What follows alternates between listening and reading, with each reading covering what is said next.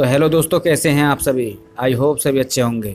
दोस्तों, यदि आप एक स्टूडेंट हैं और बीए, बीएससी, बीकॉम की पढ़ाई कर रहे हैं तो दोस्तों ये वीडियो आपके लिए बहुत ही ज़्यादा इंपॉर्टेंट होने वाली है, क्योंकि दोस्तों आज के इस वीडियो में आपको इन सभी क्लासों के स्कॉलरशिप फॉर्म को अप्लाई करने का पूरा प्रोसेस बताऊंगा। कैसे आपको रजिस्ट्रेशन करना है और कैसे आपको अपनी स्कॉलरशिप के लिए अप्लाई करना है और बिना किसी भी एरर के आपको सारे स्टेप को कैसे कंप्लीट करना है, ये सब कुछ मैं आपको इस वीडियो में बताने वाला हूं। तो दोस्तों आज का ये हमारा वीडियो आपके लिए बहुत ही ज़्यादा नॉलेजफुल होने वाला है, इसलिए वीडियो को बिना स्किप किए शुरू से लेकर आखिर तक जरूर देखना। और दोस्तों हमारा आज का ये वीडियो आपको यदि अच्छा लगे तो हमारी इस वीडियो को लाइक, और यदि आप हमारे चैनल पर पहली बार आए हैं तो हमारे चैनल को सब्सक्राइब कर बेल आइकन को ऑल पर जरूर कर लेना, ऐसी ही इंटरेस्टिंग वीडियो सबसे पहले देखने के लिए, क्योंकि हमारे चैनल पर आपको इसी तरीके की वीडियो देखने को मिलती रहती हैं। तो दोस्तों अब देरी ना करते हुए इस वीडियो को शुरू करते हैं। दोस्तों स्कॉलरशिप को अप्लाई करने के लिए सबसे पहले आपको स्कॉलरशिप के ऑफिशियल पोर्टल पर आ जाना है। इस पोर्टल का लिंक मैं आपको वीडियो के नीचे डिस्क्रिप्शन में दे दूंगा, जहां से क्लिक करके आप सीधे इस पेज पर आ सकते हैं। इस पेज पर आने के बाद आपको साइड में एक स्टूडेंट का ऑप्शन देखने को मिल जाता है, आपको इस पर क्लिक कर देना है। दोस्तों जैसे ही आप इस पर क्लिक करेंगे आपके सामने 3 ऑप्शन खुल के आ जाते हैं। पहला रजिस्ट्रेशन का, दूसरा फ्रेश लॉगिन का और तीसरा रिन्यूअल का। दोस्तों यदि आपने इससे पहले भी स्कॉलरशिप के लिए अप्लाई किया होगा तो आप उसी पिछले साल के फॉर्म को रिन्यू कर सकते हो। आप रिन्यूअल लॉगिन वाले ऑप्शन पर क्लिक करके अपने फॉर्म को अप्लाई कर सकते हो। और यदि आप पहली बार रजिस्ट्रेशन कर रहे हैं तो दोस्तों रजिस्ट्रेशन के लिए आपको रजिस्ट्रेशन का एक ऑप्शन देखने को मिल जाता है, आपको उस पर क्लिक कर देना है। जैसे आप इस पर क्लिक करेंगे आपके सामने कुछ ऐसा इंटरफेस खुलकर आ जाएगा। इसमें आपको 3 ऑप्शन देखने को मिल जाते हैं, यानी 3 कैटेगरी आपको इसमें देखने को मिल जाती हैं। पहली आपको SC, ST, जनरल के लिए मिल जाती है। यहाँ से इन तीनों कैटेगरी के स्टूडेंट अपना रजिस्ट्रेशन कर सकते हैं। दोस्तों इसमें आपको तीसरे नंबर पर post matric other than intermediate का एक ऑप्शन दिख जाता है, इससे आपको रजिस्ट्रेशन कर लेना है। दोस्तों अब बात कर लेते हैं दूसरे और तीसरे वाले ऑप्शन के लिए। तो दूसरा ऑप्शन आ जाता है OBC कैटेगरी के लिए और तीसरा आ जाता है माइनॉरिटी यानी अल्पसंख्यक के लिए। इन सभी कैटेगरी में रजिस्ट्रेशन करने का प्रोसेस बिल्कुल सेम है, आपको सेम स्टेप दिखाई देंगे।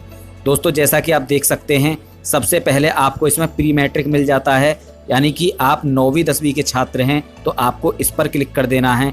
उसके बाद पोस्ट मैट्रिक, इंटरमीडिएट, फ्रेश का एक ऑप्शन देखने को मिल जाता है, ये 11वीं 12वीं के लिए होता है। और उसके बाद यदि आप कोई कोर्स कर रहे हैं, जैसा कि मैंने आपको बताया, उसके लिए आपको post matric other than intermediate का एक ऑप्शन देखने को मिल जाता है। तो दोस्तों यदि आप BA, BSc इनके लिए रजिस्ट्रेशन कर रहे हैं तो आपको इस पर क्लिक कर देना है। जैसे ही आप इस पर क्लिक करेंगे आपके सामने एक फॉर्म खुलकर आ जाएगा। इस फॉर्म का इंटरफेस आपको कुछ ऐसा दिखाई देगा। दोस्तों इसमें सबसे पहले आपसे आपका जिला पूछा जाता है, तो सबसे पहले आपको आपका जिला सेलेक्ट कर लेना है। जैसे आप इस पर क्लिक करेंगे आपके सामने एक बहुत सारे जिलों की लिस्ट खुलकर आ जाएगी, इसमें से आपको आपका जिला सेलेक्ट कर लेना है, जिस भी जिले में आप रहते हैं। उसके बाद अगले ऑप्शन में आपसे पूछा जाता है शिक्षण संस्थान का नाम, यानी आप जिस कॉलेज में पढ़ रहे हैं उसका नाम आपको सेलेक्ट करना है।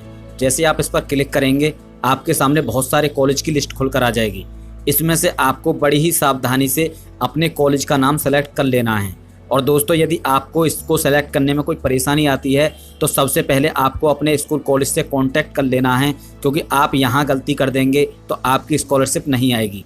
क्योंकि कई बार क्या होता है कि आपके स्कूल का नाम शॉर्ट फॉर्म में भी होता है, इसलिए नाम को पहचानने में बहुत सी जगह गलती हो जाती है, तो आपको इसको सही से सेलेक्ट कर लेना है। इसके बाद अगले ऑप्शन में आपसे आपकी जाति को पूछा जाता है, आप जिस भी जाति से बिलोंग करते हैं उस जाति को आपको सेलेक्ट कर लेना है। उसके बाद आपको अपना धर्म सेलेक्ट करना है, तो ऑब्वियसली वो हिंदू आएगा। उसके बाद आपको आपका नाम सेलेक्ट कर लेना है, जो भी आपकी 10th की मार्कशीट में है वही नाम आपको यहाँ पर लिखना है। उसके बाद आपको आपके पिता का नाम यहाँ पर टाइप कर देना है और उसके बाद आपको आपकी माता का नाम फिलअप कर देना है। ये तीनों चीज़ आपको वही रखनी है जो आपकी मार्कशीट में है, और सेम ही आपको डेट ऑफ बर्थ भी वही रखनी है जो भी आपकी 10th की मार्कशीट में आपको शो हो रही है। इसमें आपको कोई भी गलती नहीं करनी है, क्योंकि दोस्तों यदि आप ऐसी गलती करते हैं तो आपकी स्कॉलरशिप किसी भी कीमत पर नहीं आएगी। उसके बाद आपको अपने जेंडर को सेलेक्ट कर लेना है। दोस्तों यदि आप फीमेल सेलेक्ट करते हैं तो फीमेल सेलेक्ट करने के बाद आपके सामने 10वां ऑप्शन खुलकर आ जाता है। इसमें आपसे एक नाम पूछा जाता है, वो इसलिए दोस्तों कभी कभी क्या होता है, लड़कियां शादी के बाद भी पढ़ती हैं तो शादी की स्थिति में उनका सरनेम चेंज हो जाता है। यदि उनका नाम चेंज हुआ है तो ऐसी स्थिति में वो बदले हुए नाम को इस कॉलम में फिलअप कर सकती हैं, और यदि नाम चेंज नहीं हुआ है तो आपको इसमें नो टाइप कर देना है। नो टाइप करने के बाद अगले ऑप्शन में आपसे पूछा जाता है आपने अपनी 10th क्लास को किस ईयर में पास किया है। उस ईयर को आपको सेलेक्ट कर लेना है। इसके बाद अगले ऑप्शन में आपसे हाई स्कूल का बोर्ड पूछा जाता है कि आपने हाई स्कूल किस बोर्ड से पास किया है। आपको बहुत सारे बोर्ड देखने को मिल जाते हैं, इसमें से आपको आपके बोर्ड को सेलेक्ट कर लेना है। इसको सेलेक्ट करने के बाद अगले ऑप्शन में आपसे आपके हाई स्कूल का रोल नंबर पूछा जाता है। आपको अपनी मार्कशीट से देखकर उस रोल नंबर को यहाँ पर फिलअप कर देना है। उसके बाद आपने 10वीं क्लास को जहाँ से पास किया है उस स्कूल का नाम आपको यहाँ पर डाल देना है। उसके बाद दोस्तों आपको अपना एक मोबाइल नंबर फिलअप कर देना है जो आपके आधार कार्ड से लिंक होना चाहिए, क्योंकि आधार कार्ड वेरीफाई के वक्त उस पर एक OTP जाता है। उसके बाद दूरभाष नंबर को आप छोड़ भी सकते हैं, इसमें आपको कुछ भी फिलअप करने की ज़रूरत नहीं है। उसके बाद आपको ईमेल आईडी वाले ऑप्शन में आप ईमेल को डाल भी सकते हैं या फिर इसे भी आप छोड़ सकते हैं। उसके बाद आ जाता है पासवर्ड का ऑप्शन। दोस्तों इसमें आपको एक पासवर्ड डालना होता है जो कि आपको लॉगिन करने के टाइम काम आता है। तो आपको पासवर्ड किस तरीके का डालना है वो कुछ पासवर्ड के एग्जाम्पल आप स्क्रीन पर देख सकते हैं। आप इस तरीके से अपना पासवर्ड बना सकते हैं। पासवर्ड बनाने के बाद उस पासवर्ड को आपको इन दोनों जगह फिलअप कर देना है, यानी पहले पासवर्ड को पहले वाले सेक्शन में डालना है, फिर कन्फर्म पासवर्ड में भी उस पासवर्ड को डाल देना है। उसके बाद दिया हुआ कैप्चा आपको फिलअप कर देना है, जो भी कैप्चा आपको नीचे दिखाई दे रहा है। इस कैप्चा को डालने से पहले आपको एक बार इसे रिफ्रेश कर लेना है, क्योंकि काफ़ी टाइम हो जाता है रजिस्ट्रेशन करते टाइम। उसको डालने के बाद आपको एक नीचे सबमिट का ऑप्शन देखने को मिल जाता है, उस पर क्लिक कर देना है। जैसे आप क्लिक करेंगे आपके सामने कुछ ऐसा इंटरफेस खुलकर आ जाएगा। इसमें आपको एक रजिस्ट्रेशन नंबर देखने को मिल जाता है और साथ ही आपकी सारी डिटेल इसमें देखने को आपको मिल जाती है, जो डिटेल आपने रजिस्ट्रेशन के वक्त इसमें फिलअप की थी। इसमें आपको एक प्रिंट का ऑप्शन देखने को मिल जाता है। आपको इस पेज को प्रिंट करके अपने पास रख लेना है। इस पेज का प्रिंट लेने के बाद आपको सबसे पहले अपने रजिस्ट्रेशन नंबर को कॉपी कर लेना है। उसको कॉपी करने के बाद इस पेज की कॉर्नर में आपको एक होम का ऑप्शन देखने को मिल जाता है। इस होम वाले ऑप्शन पर आपको क्लिक कर देना है। जैसे आप इस पर क्लिक करेंगे आप फिर से होम पेज पर आ जाएंगे। आपको इस पर आने के बाद फिर से स्टूडेंट वाले ऑप्शन पर जाना है। इसमें आपको एक फ्रेश लॉगिन का ऑप्शन देखने को मिल जाता है, इस पर क्लिक करना है। उसके बाद तीसरे वाले ऑप्शन पर आपको क्लिक कर देना है, post matric other than inter student login. इस वाले ऑप्शन पर आपको क्लिक कर देना है। जैसे ही क्लिक करेंगे आपके सामने कुछ ऐसा इंटरफेस खुलकर आ जाएगा। सबसे पहले आपको उस रजिस्ट्रेशन नंबर को फिलअप कर देना है। उसके बाद आपकी जो डेट ऑफ बर्थ है उसको आपको फिलअप कर देना है। डेट ऑफ बर्थ को फिलअप करने के बाद अगले ऑप्शन में आपसे एक पासवर्ड पूछा जाता है। जो पासवर्ड आपने क्रिएट किया है उस पासवर्ड को आपको पासवर्ड वाले सेक्शन में फिलअप कर देना है। दोस्तों पासवर्ड को डालने के बाद आपको नीचे कैप्चा दिखाई दे जाता है, आपको उस कैप्चा को फिलअप कर देना है।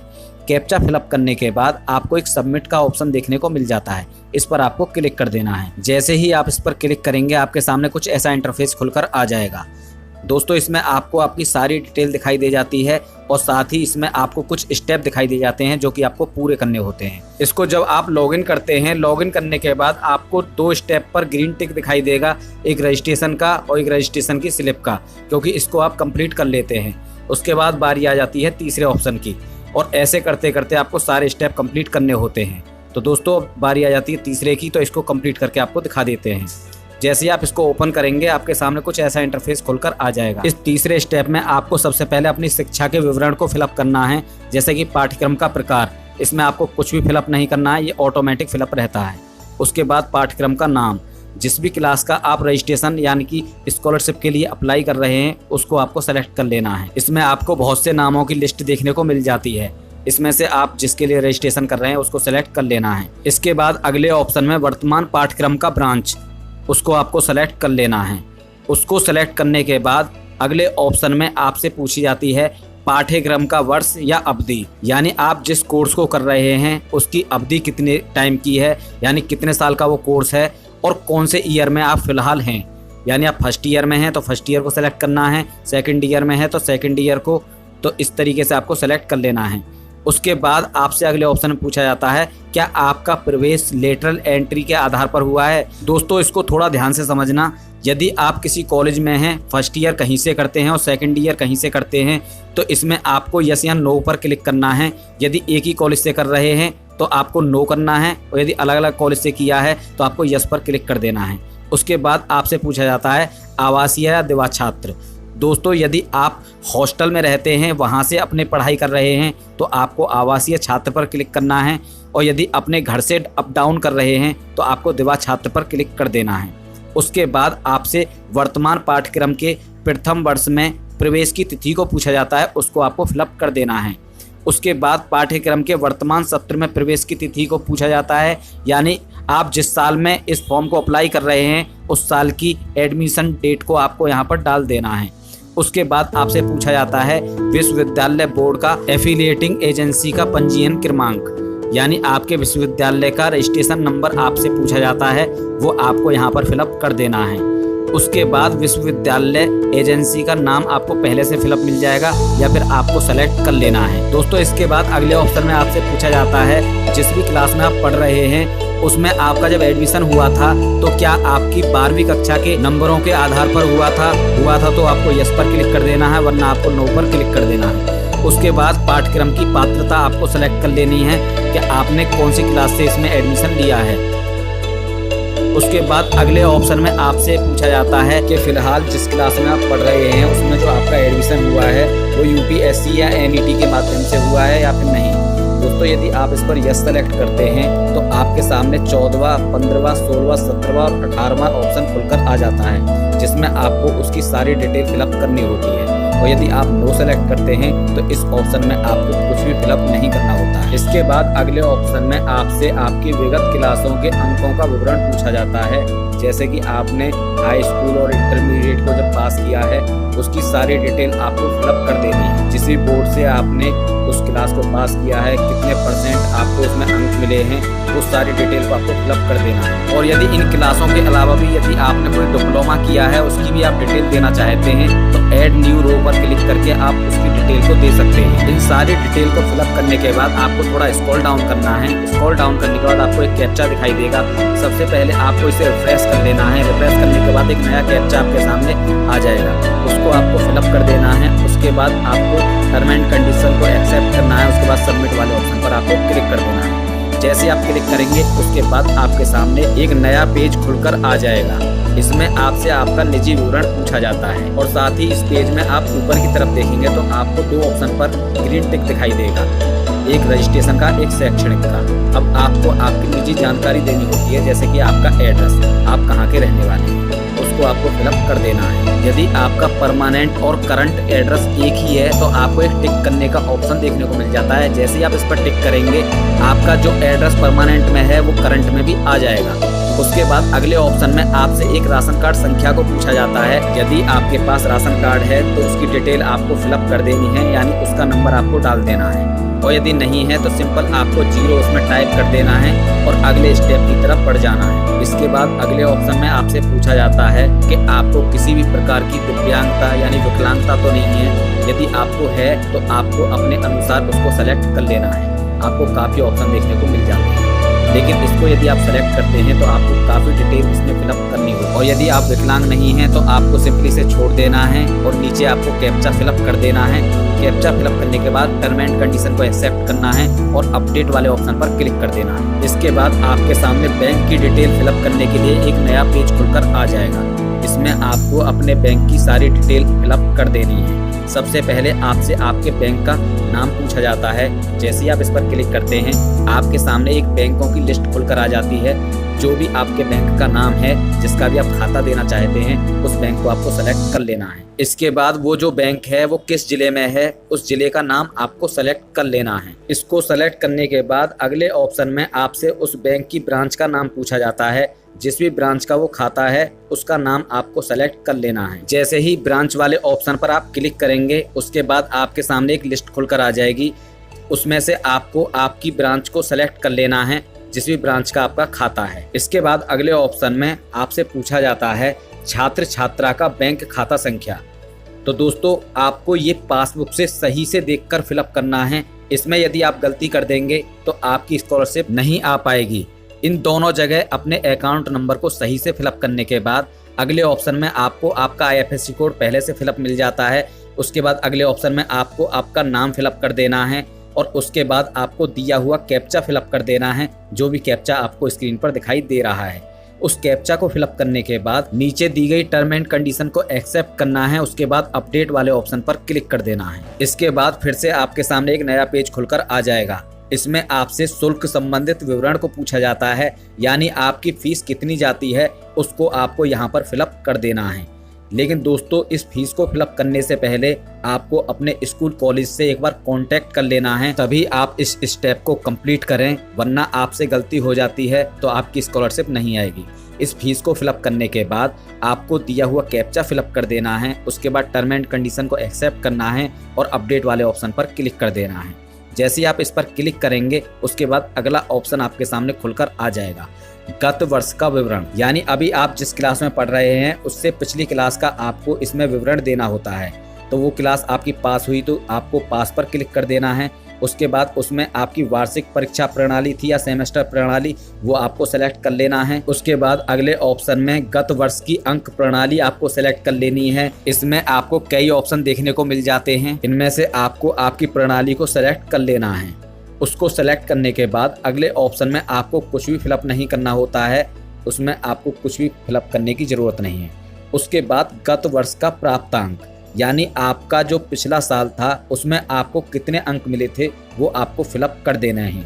और उसमें आपका पूर्णांक क्या था, यानी आपको कितने नंबर में से वो नंबर मिले थे वो आपको फिलअप कर देना है। इसकी परसेंटेज ऑटोमेटिक आपके सामने निकल कर आ जाएगी। उसके बाद उस शिक्षण संस्थान का नाम आपको लिख देना है जहाँ से उस क्लास को पास किया था। उसके बाद आपको कैप्चा को फिलअप करना है, टर्म एंड कंडीशन को एक्सेप्ट करना है और अपडेट वाले ऑप्शन पर क्लिक कर देना है। जैसे ही आप क्लिक करेंगे आपके सामने कुछ ऐसा इंटरफेस खुलकर आ जाएगा।